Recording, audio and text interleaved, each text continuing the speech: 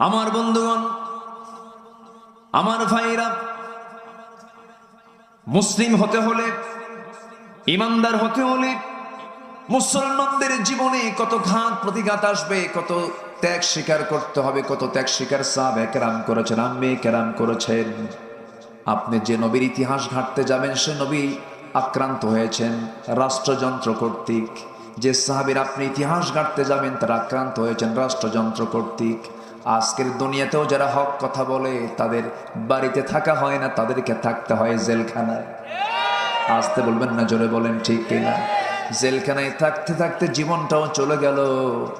হাসতে হাসতে দুনিয়া থেকে বিদায় নিলেন।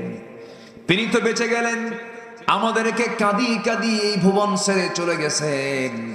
কিন্তু তিনি যে আন্দোলন, তিনি যে শিক্ষা জাতিকে রেখে দিয়েছেন, সেই শিক্ষা আমাদের গ্রহণ করার দরকার।